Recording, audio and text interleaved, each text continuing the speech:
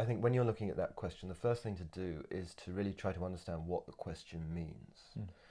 And I would divide that into why do we exist, what do we have to do, and how do we do it?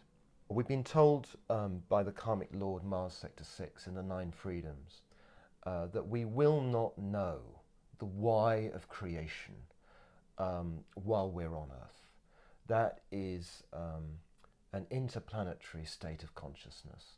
So on Mars, on Venus, they will have some idea of this. Even they won't know fully, though, because this really is the ultimate question in the most literal possible sense.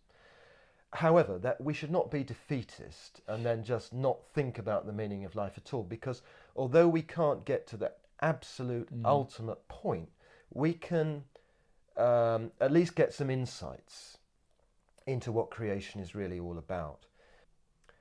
In the beginning, God, the Absolute, which is very, very different from a traditional idea of an old man on a cloud. This is something that is completely beyond our real understanding. We can kind of think that we understand it a bit, and that's good to at least try, but we're never going to, at least not in our current state of evolution, are we ever going to really have a proper appreciation of what this is. In the 12 Blessings, it's referred to as the Absolute. And in the beginning, this, for some reason that we do not know, this great why of creation, chose to involve itself in matter. So it went from an unmanifested state into manifestation. The universe is made of the potential brought into being by the Absolute, and there is nothing outside of God in creation. There can't be. This idea that sort of there's God and the devil and they're fighting each other, it's completely ridiculous.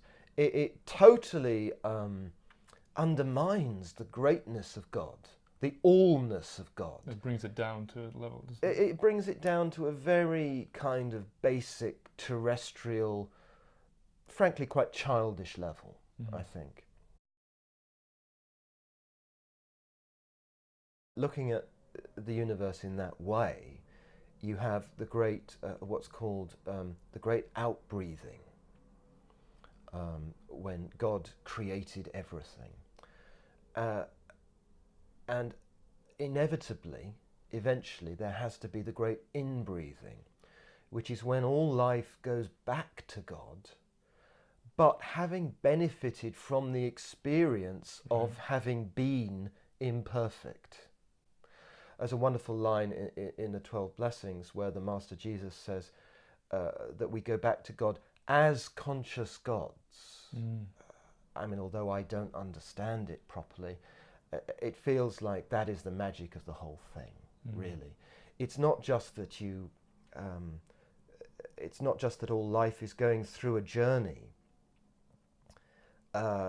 just to end up back where it started, but like all journeys, even if you do go back to where you started, you have all that experience behind you of the journey, which makes you somehow understand and appreciate that beginning point all the more.